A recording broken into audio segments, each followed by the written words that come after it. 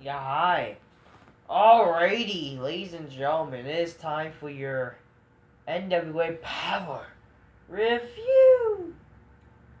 Um, Better than last week, that's for damn sure. But it really makes like no excuse like why was it terrible last week? Because apparently they're still like airing like they're still airing tapes with fucking Jim Cornette and fucking yeah, like whatever, like after the whole controversial shit. But yeah, they're hyping up as like Jim Cornette's last show. So okay. Um. Yeah. This was not just that. Like. Oh yeah. So it's Jim Cornette's last show. It's also what else? Yeah. It's the fucking. I was gonna say something, but yeah. It's like I don't know what I wanted to say, but yeah. Okay. So it's the season finale. I guess that I was trying to say something else, but yeah, it's the season finale as well for NWA Powerrr. I guess I understand why. Like I guess like it's gonna be. They don't have like footage and like it's not like a fucking live show. Like fucking goddamn Raw and shit, Raw, SmackDown, AEW, where the fuck, They're taping these shows in advance.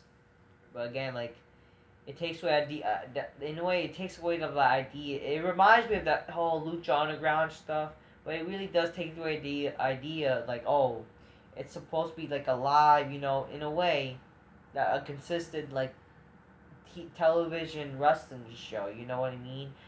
Um, yes, like wrestling's supposed to be like it is supposed to be like a TV show, but like I've been saying that it's like a long fucking time. Wrestling is a TV show, but like, I guess what hurts is like we're used to the idea that fucking wrestling is like always live every fucking week, despite the whole Lucha Underground shit. But like, here's my thing with Lucha Underground. It's like basically that like if you guys know the whole stereotypical wrestler shit, like how like wrestlers are portrayed in random TV shows and stuff. It's kind of like that with Lucha Underground. Like oh, it's like all this shit. It's a season finale. Like even though yeah they do shit like like they do all the fucking. It's supposed to be like wrestling, but it's like a TV show version. Like it takes me my idea like fucking it just reminds me like this whole fucking NWA stuff like it really is like more like it reminds me of the idea that like oh it's like oh this is a TV show that has a wrestler or like has a wrestling in it and like then like oh it's actually a TV wrestling show that involved that it's the main theme is wrestling it's like kind of like that. I don't know if that's a great analogy to say but like in reality, like I don't know. I just think that if only fucking I understand they're just fucking starting again. And the NWA is fucking coming back. If hopefully fucking eventually, yeah, fucking NWA Powerrr fucking eventually get a TV deal or something, you know, and be better and get back to what it used to be. Cause fuck it, I would love this to be. If only this was on fucking Wednesday nights, I would actually rather fucking see this be on a fucking Wednesday night show. I would, you know. It's fucking way better. It's really they have more characters and shit than fucking AW would and NXT. Like I would love to see it on television. A 2 hour show, but uh, it's whatever. For what it is, it's fine. And that's the best they can do for now if they want to try to get better. So it is what it is. And not just that, like, about the idea of fucking just like. But in a way, I'm kind of happy. That's the thing. Like having like even though it's the best like kind of show, wrestling show, it just like it's like a breath of fresh air. Like you don't need to worry about too much. It's like it is too much wrestling in today, man. Like today's wrestling is too much fucking wrestling. Like you trying to watch wrestling. I'm trying to watch AEW. Trying to fucking watch like all this shit. I'm like exhausted, man. Like it's too much fucking wrestling. You know? It is like oh. I watch 24 hours wrestling a week or like not 20 like no I watch 90 hours wrestling a week or something like how do you guys fucking live man like Come on, that's not life. Like, there's like, oh, Raw and SmackDown, but also TNA, also Lucha Underground, Lucha NXT, AEW, Ring of Honor, Triple MLW, I don't know, some other stupid feds. And, like, they gotta watch all these fucking shows, you know? Oh, because I'm a real wrestling fan. You have no life, man. Come on.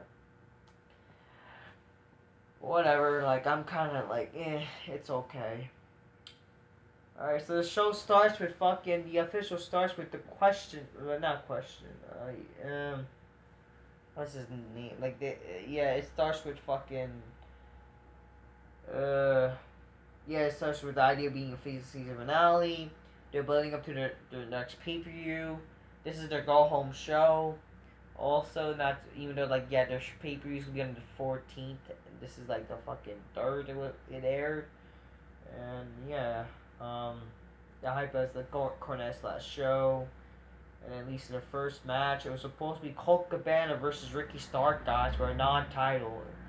But then fucking question mark, guys. Wow, Damien Sandow, Aaron Stevens, and Damien and fucking the question mark. To be or not to be, that is the question mark indeed. And the question is that why didn't I fucking drink my soda wine glass? That's what I have to say. Cheers, motherfuckers. Oh shit, cheers, motherfuckers. Indeed, that's like fine wine. When you drink a soda in a wine glass, you don't need no questions. You just have the answer to yourselves. Of just being magnificent. That's what you could say. Cheers. So it's supposed to be Colt Cabana versus Ricky Stark, but then yeah, Aaron Stevens with the question mark comes out. Like, I do think the whole idea of the question mark character is stupid. Like, it's like, isn't it supposed to be a joke? But they're kind of keep dragging it, and like, Smarts are thinking, oh, she should be world champion. Like, what the fuck? So you're kind of ruining the fucking fans are kind of ruining the idea. Unfortunately, there are people who are smarky watching this shit, and they're kind of already ruining like the idea of question mark, and plus like they're kind of ruining the potential of this show being good, and like, you know, especially like just look at fucking what happened with the Jim Cornette shit. So whatever, it is what it is. Fucking Colt Cabana issued a challenge to every season saying that if he wins, he'll get a title shot. So it instead not just, it doesn't become Colt Cabana versus Ricky Stark. It becomes fucking goddamn yeah, fucking Aaron Stevens versus Ricky Stark. Okay, so the first match, Ricky Stark defeats not Ricky Stark, Aaron Stevens defeats Ricky Stark because the question mark interfered after the referees were distracted. And he does the fucking uppercut as finisher. Oh man, but hey, it's whatever, you know. So yeah, and after that, we see fucking